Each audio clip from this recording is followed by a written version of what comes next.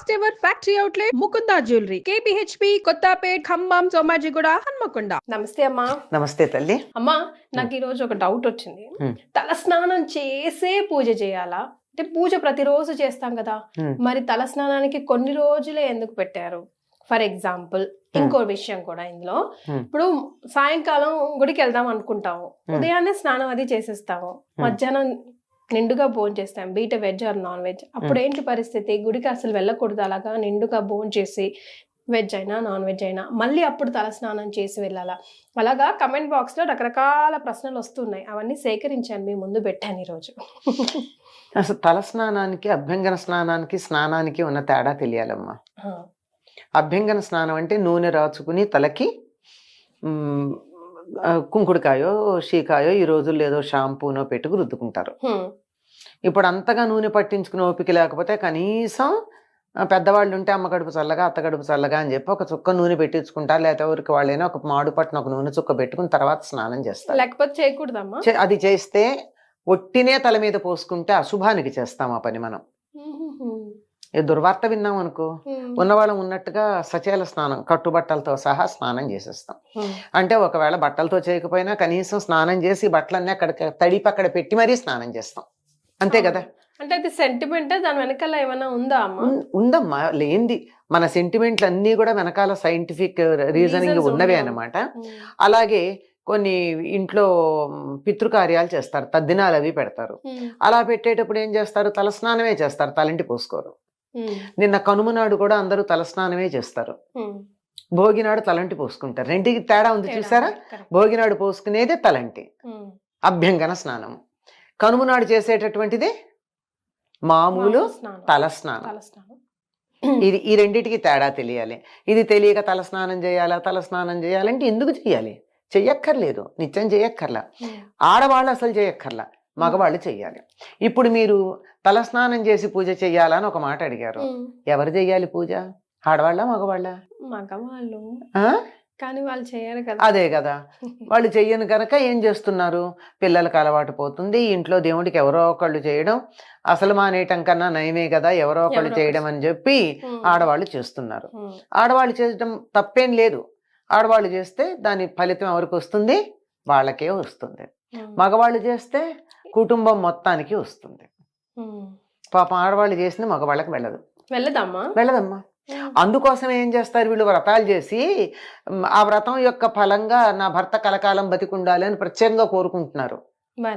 మరి ఒకళ్ళు అడిగారు, మరి మగవాళ్ళు ఎవరు ఆడవాళ్ళకి మేలు కలగాలని వ్రతాలు చేయరు అంటే, అసలు వాళ్ళు పూజ చేస్తే కుటుంబానికి అంతా వస్తుంది కదా, ప్రత్యేకం చేయడం దేనికి? ఆడవాళ్ళు చేస్తున్నారు కనుక అయ్యో నా భర్త చేసే పూజ వల్ల నాకేదో మేలు జరుగుతోంది అందరికీను, నేను నా భర్తగా ఏం చేయలేకపోతున్నానే అని తపన పడి వ్రతాలు చేసి ఐదో తనం కావాలని కోరుకుంటున్నారు. అంటే భర్త ఎక్కువ కాలం బతకాలని. అదమ్మా విషయం. ఈ లాజిక్ అర్థం కాక చాలా పూజల విషయంలో కూడా ఆడవాళ్ళు మగవాళ్ళు అని రకరకాల మాటలు మాట్లాడతాం మనం. కనుక మగవాళ్లే కనుక పూజ చేసేటైతే అసలు మగవాళ్ళు నిత్యం తలస్నానం చేయాలని చెప్పారు. అభ్యంగన స్నానం అప్పుడప్పుడు చేసినా నిత్యం తల మీద నీళ్లు పోసుకోవాలి మగవాళ్ళు. అట్లాంటప్పుడు అసలు తలస్నానం చేసి పూజ చేయాలా అన్న ప్రసక్తే లేదు, తప్పనిసరిగా స్నానం చేస్తారు. ఆడవాళ్లే చెయ్యాలంటే కూడా తలస్నానం చేసి పూజ చెయ్యాలన్న నియమం లేదమ్మా. ఒక్క ముత్తైదువులకి కంఠస్నానం చాలు. అంటే భర్త బతికున్నటువంటి స్త్రీలు కంఠస్నానం చేస్తే సరిపోతుంది. కంఠస్నానం అంటే మనం మామూలుగా చేసేది. అందులో భాగంగా మొహం కడుక్కోకుండా అయితే చెయ్యం గాని తల మీద పోసుకోవాల్సిన పని లేదు అని ఉద్దేశం. దానికి ప్రత్యేకంగా వాళ్ళు చేసేది మాత్రం అభ్యంగన స్నానం చేయాలి. తలకు నూనె రాచుకుని అప్పుడు తలంటూ స్నానం చేయాలి. తల అంటటం అంటే అది కూడా శనివారం బుధవారం ఏవో లెక్కలు చెప్పారు మన వాళ్ళు. సోమవారం అంత మాత్రమే చెయ్యాలి, ఆదివారం అస్సలు చేయకూడదు ఎవరోను, ఇలాంటి మాటలు. కనుక ఇప్పుడు అర్థమయ్యింది కదమ్మా. రోజు ఆడవాళ్ళు పూజ చేసేటైతే తల స్నానం చెయ్యాలా? చేయనక్కర్లేదు. క్లారిటీ వచ్చిందా? అంతే, అంతకన్నా ఇంకేం లేదు. మగవాళ్ళు ఎలాగూ చెయ్యాలి గనక వాళ్ళు తప్పనిసరిగా స్నానం చేస్తారు, తల స్నానం చేసి పూజ చేస్తారు. వాళ్ళు చేయని పరిస్థితుల్లో అది లేదు ఇది లేదు, తల స్నానం లేదు, పూజ లేదు. ఏది లేని వాళ్ళ గురించి ఏం మాట్లాడతాం? ఏదన్నా చేస్తే దాంట్లో మంచి చెడు తప్పు ఒప్పు చెప్తాం. అసలు ఏం చేయని వాడికి చెప్పేదే ఉంది, అదే సరైపోతుంది. ఎట్లా ఉంది. ఇంకా మీరు మధ్యాహ్నం సాయంకాలం పూజకి అన్నారు. సాయంకాలం పూజకి గుడికి వెళ్ళినప్పుడు హాయిగా కడుపు నిండా భోజనం చేసి పెడితే వెళ్ళొచ్చమ్మా, అందులో అనుమానం ఏం లేదు. కానీ మాంసాహారం తింటే అని అడిగారే, ఆ అడగడంలోనే తెలుస్తోంది కదా డౌట్ ఉందని. డౌట్ ఉందా? డౌట్ లేకపోతే ఎందుకు అడుగుతారు? అంటే ఇప్పుడు అమ్మవారి ఆలయానికి పర్వాలేదు అక్కడ నడుస్తుంది అని వెళ్ళిపోతూ ఉంటారు కొంతమంది, తిని తాగి పోలమ్మ పోచమ్మ హ్యాపీగా. అమ్మవారి కదా, గ్రామదేవతలకి నిజంగా ఆహార నియమం లేదు, కానీ వాళ్ళ దగ్గరికి తలస్నానం చాలా అవసరం. మీరు చూస్తారు కదా, గ్రామదేవతల గుడికి వెళ్లే వాళ్ళంతా తలస్నానం చేసి పెడుతూ ఉంటారా లేదా? మాక్సిమం పెడతారు కదా. అదో పద్ధతి అనుకుంటారు.